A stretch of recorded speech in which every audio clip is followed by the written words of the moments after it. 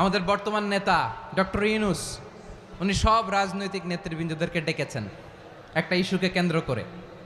তার মানে গোটা বাংলাদেশ এক হয়ে গিয়েছে। আমরা সবাই উদ্বেলিত হয়েছি, উচ্ছ্বসিত হয়েছি, ঠিক কিনা বলেন?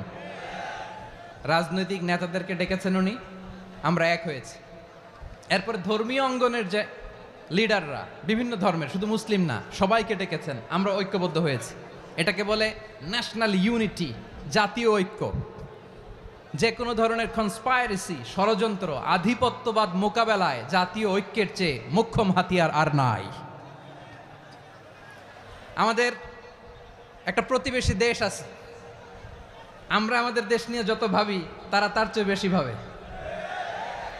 কথা বুঝতেছেন না? আরো ভেঙে বলতে হবে। আমরা আমাদের দেশ নিয়ে যত উদ্বিগ্ন, এদের আরো টেনশন বেশি। বলেন, আমাদের দেশে শান্তি আছে না নাই?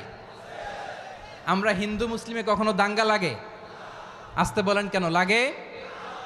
ওদের পূজা পর্বণে আমাদের মাদ্রাসার ছেলেরা যে পাহারা দেয়, চিল্লায় বলেন ঠিক কিনা? আমাদের তাফসির মাহফিলের সময় ওরা ডিস্টার্ব করেন, ঢোল বাজায় না। ওদের পূজা পর্বণের সময় আমাদের তাফসির মাহফিলের ডেট হলে আমরা চেঞ্জ করে দেই। সুবহানাল্লাহ! কি সাম্প্রদায়িক সম্প্রীতির রোল মডেল। আর ওই বাংলাদেশের ব্যাপারে তারা অনেক ডিসইনফরমেশন ছড়াচ্ছিল। ভারতের অনেকগুলো গণমাধ্যম, আমি জেনারেলাইজ করব না, আমাদের প্রতিবেশী দেশের সব গণমাধ্যমকে আমি দোষ দিতে চাই না, অনেকগুলো গণমাধ্যম তারা ডিসইনফরমেশন শেয়ার করেছে। ডিসইনফরমেশন আর মিস ইনফরমেশনের পার্থক্য আছে। মিস ইনফরমেশন না জেনে ভুল বুঝে একটা মিথ্যা বা ভুল তথ্য ছড়িয়ে দেয়া, এটার ক্ষমা আছে, এটার কি আছে? আর ডিসইনফরমেশন মানে ইচ্ছা করে, প্ল্যান করে, ম্যাপ করে, ছক এঁকে মিথ্যা, গুজব, রটনা সোশ্যাল মিডিয়ায় ছড়ানো, এটার ক্ষমা আছে? আওয়াজ করে বলেন, ক্ষমা আছে? ভারতের কিছু গণমাধ্যম তাই করেছে। আমরা ব্যথিত হয়েছি, আমাদের হৃদয়ে রক্তক্ষরণ হয়েছে। আমাদের প্রতিবেশী দেশকে বলতে চাই, আমাদের দেশ নিয়ে আপনাদের ভাবার দরকার নাই। নিজের চরকায় তেল দেন, নিজের দেশ নিয়ে ভাবেন। গত মাসের ভয়েস অফ আমেরিকার রিপোর্ট, বাংলাদেশে সংখ্যালঘু জনগোষ্ঠী আগের চেয়ে বেশি নিরাপত্তা পাচ্ছে। Report voice of America, Muslim report নাকি? মুসলিম জরিপ, ভয়েস অফ আমেরিকা। কথা বুঝে নাই বোধহয়। ভয়েস অফ আমেরিকা কি আমাদের রিপোর্ট? না, ভয়েস অফ আমেরিকার জরিপ, বাংলাদেশে সংখ্যালঘু জনগোষ্ঠী আগের চেয়ে ভালো নিরাপত্তা পাচ্ছে। শুধু এখানেই শেষ না, মাইক্রোসফটের একটা জরিপ শোনায় আপনাদেরকে। তারা সারা পৃথিবীতে গুজব, ভুয়া আর মিথ্যা নিউজ ছড়ানোতে কোন দেশ সেরা একটা রিপোর্ট করেছে। এর মধ্যে 1 নম্বরে এসেছে ভারতের নাম। মাইক্রোসফট তো মুসলমানরা চালায় না? কথা বোঝে নাই বোধহয়।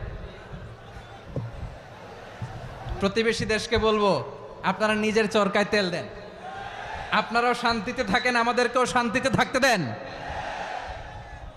সব চেঞ্জ করা যায়, প্রতিবেশী চেঞ্জ করা যায় না। আমাদের ল্যান্ড তাদের ল্যান্ড, পাশাপাশি। আমরা চাই তারাও সুখে থাক, আমরাও সুখে থাকি, ঠিক কিনা? কিন্তু প্রতিবেশী হলে বন্ধুত্বপূর্ণ আচরণ করতে হয়। প্রতিবেশী যদি বন্ধু না হয়ে প্রভু হতে চায়, এরকম দানব প্রতিবেশী কেউ চায় না। ভারত যদি বন্ধুত্ব উপহার দেয়, আমরাও বন্ধুত্ব দিব। কি বলেন? তারা যদি বন্ধুসুলভ আচরণ করে, আমরাও বন্ধুত্ব উপহার দেব। কারণ আমাদের পররাষ্ট্র নীতি হচ্ছে সবার সাথে বন্ধুত্ব, কারোর সাথে বৈরিতা নয়। আলহামদুলিল্লাহ বলেন, কত চমৎকার পলিসি আমাদের। আমরা নির্বিবাদী, আমরা বাংলাদেশিরা শান্তিকামী। We are proud of that. এজন্য আমরা গর্ববোধ করি। আমাদের পররাষ্ট্র নীতি সবার সাথে বন্ধুত্ব, কারোর সাথে শত্রুতা নয়।